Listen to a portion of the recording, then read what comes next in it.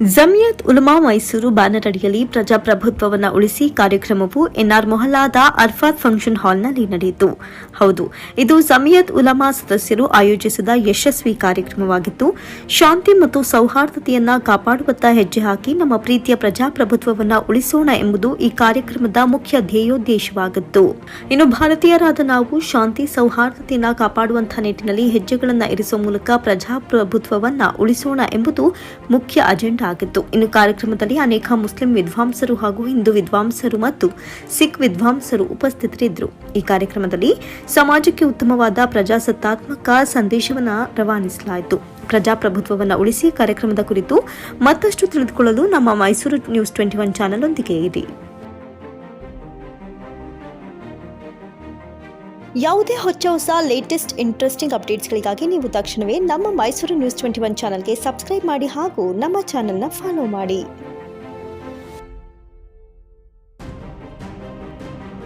ಇವತ್ತಿನ ಕಾರ್ಯಕ್ರಮ ಬಹಳ ಚೆನ್ನಾಗಿ ಮೂಡಿಬಂತು.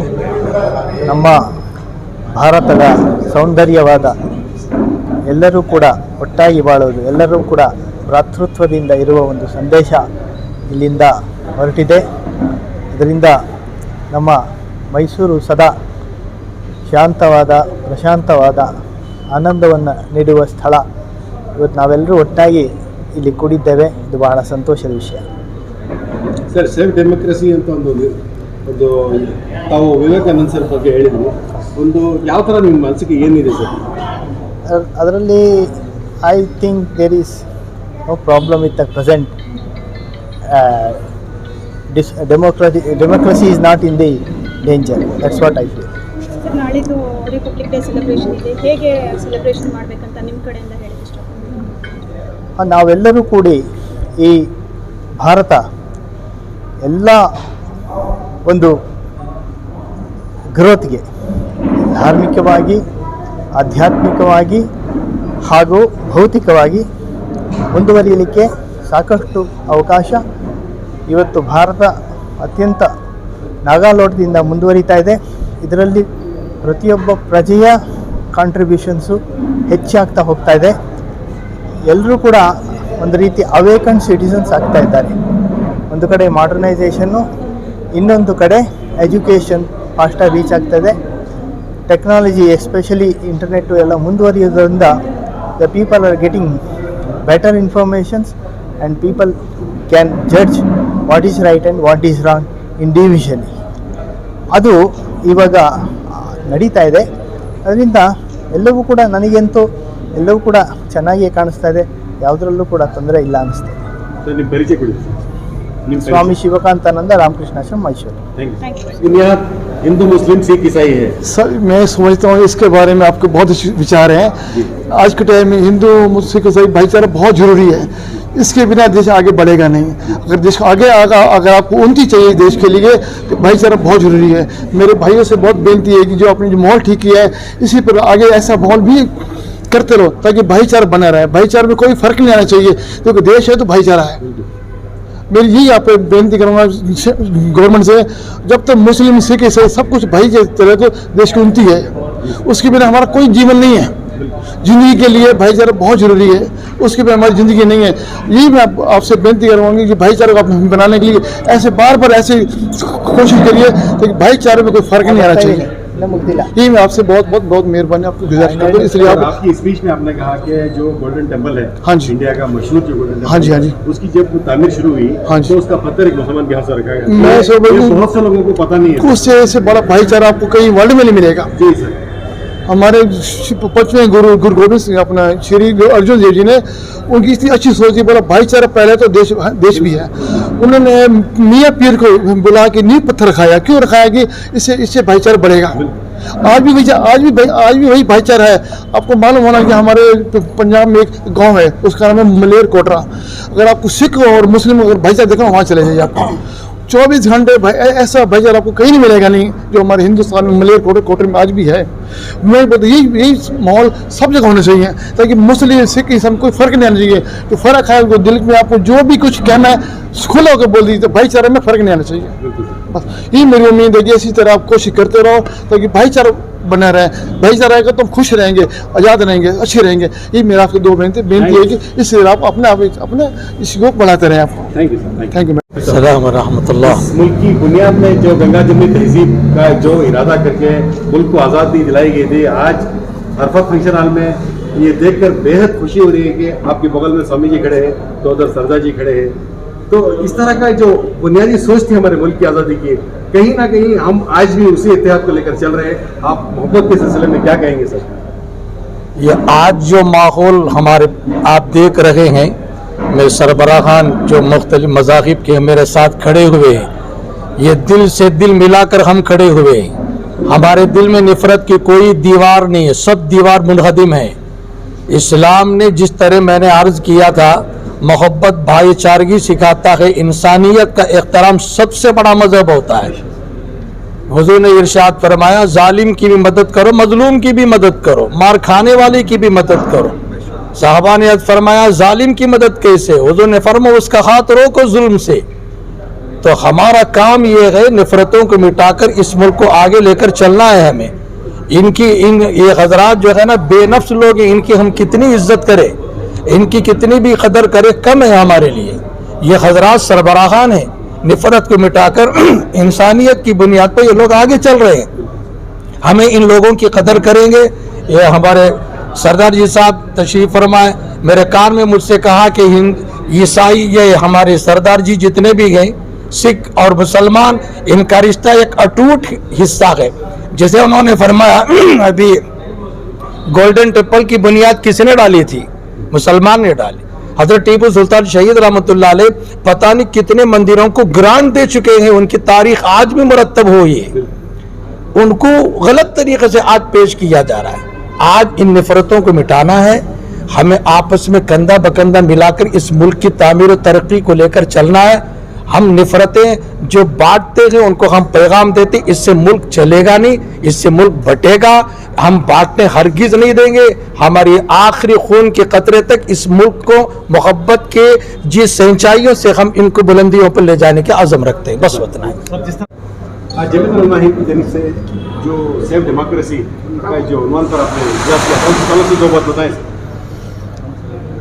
देखिए, जमहूरियत है तो हिंदुस्तान है, जमहूरियत ख़त्म तो हिंदुस्तान ख़त्म। सबसे पहली बड़ी नेमत हमें आज़ादी के तौर पर मिली, लाखों कुर्बानियों के बाद।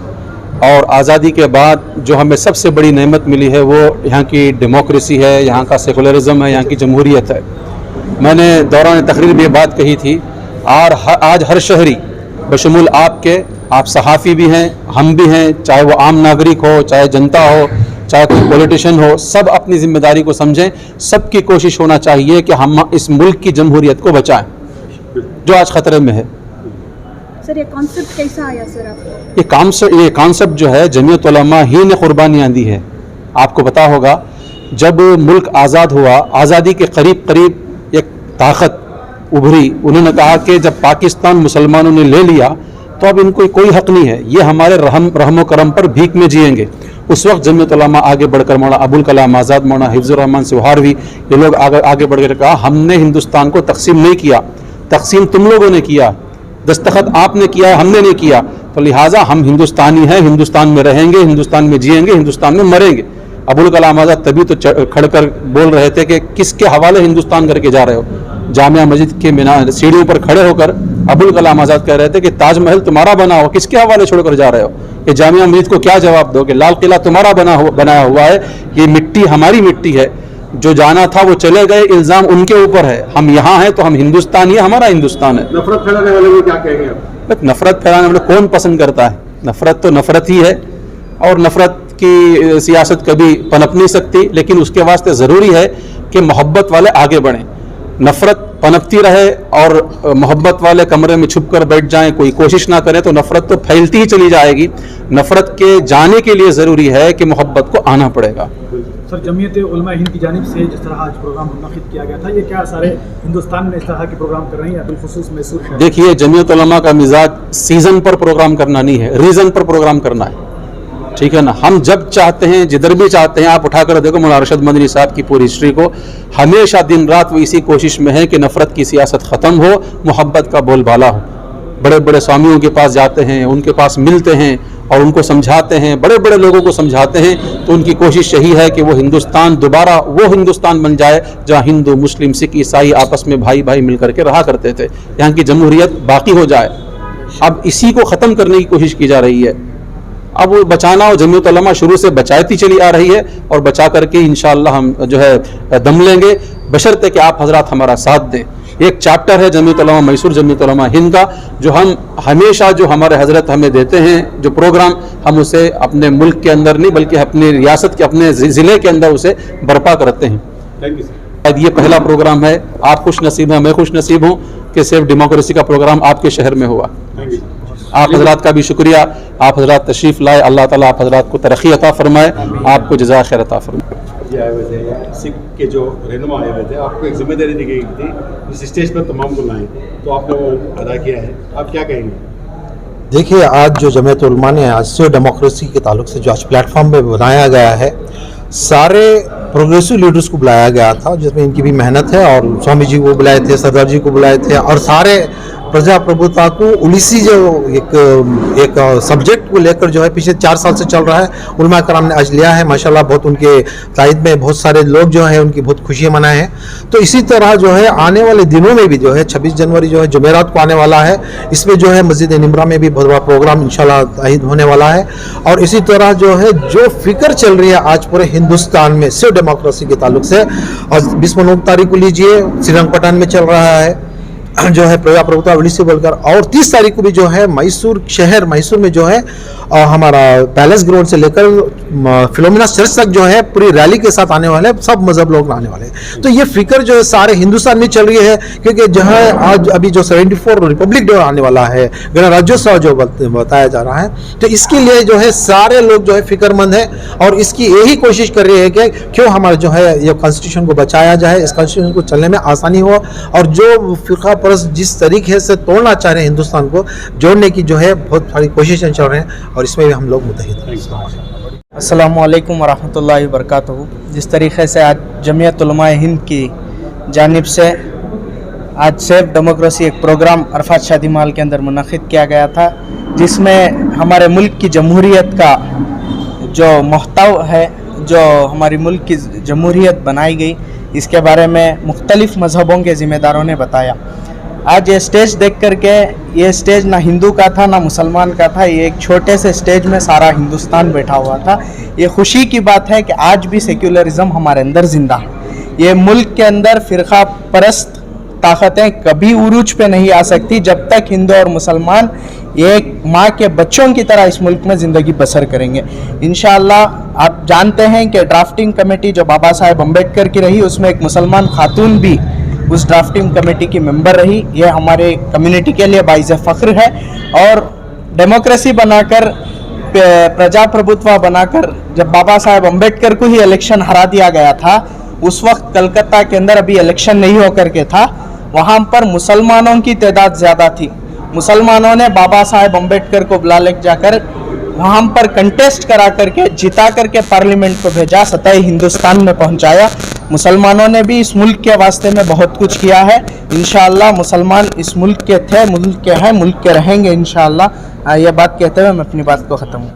आज का जो हमारा प्रोग्राम था अल्हम्दुलिल्लाह इख्तिताम को पहुंचा। इस प्रोग्राम के अंदर असल में हमने सारे अमायदीन को इकट्ठा करके मसाजिद के ज़िम्मेदारों को और उलमा इकराम को ये पैगाम पहुंचाने की कोशिश की है कि 2 दिन बाद जो हमारे सामने योम जमहूरिया आ रहा है, इस योम जमहूरिया के मौके पर हम अपने महलों में, अपने मसाजिद के सामने, अपने मदारिस में, अपने इदारों में, अपनी ऑफिसों के सामने, जहाँ जहाँ जैसे मौका मिलता है वहाँ पर अल्हम्दुलिल्लाह योम जमहूरिया के लिए जलसा मनाएं और हम झंडा चढ़ाएं, और उसके बाद जमहूरियत क्या चीज़ है और इस वक्त में हमें मुल्क के अंदर कैसे रहना है, एक दूसरे के साथ प्यार मोहब्बत से इस पैगाम को लोगों तक पहुँचाएँ। तो इसी मकसद से हमने प्रोग्राम किया है। हम सारे उलमा कराम से और ज़िला मैसूर के जितने भी मदारिस हैं और ज़िला मैसूर के जितने मसाजिद हैं और जितने उलमा कराम हैं, उन सब से भी हम दरख्वास्त करते हैं कि हर महल्ले के अंदर वहाँ भी जो भी हो सके हमारे हिंदू भाई हैं और इसी तरह सिख ईसाई भाई जो भी हैं, उन सबको भी इकट्ठा करें, दलित हैं उनको भी इकट्ठा करें और मुख्तसर ही सही प्रोग्राम 10-15 मिनट या आधे घंटे का ही प्रोग्राम हो, उसे बेहतर अंदाज से मनाने की कोशिश करें। कैबिनेट सभा ने परसों मिमरा मस्जिद में सुबह को 26वीं जनवरी का यौम जमहूरिया मनाती।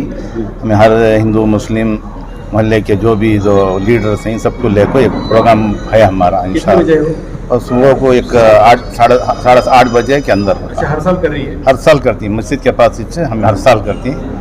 मैं सबको दावत जमा होने के वास्ते मैं दावत देता हूँ।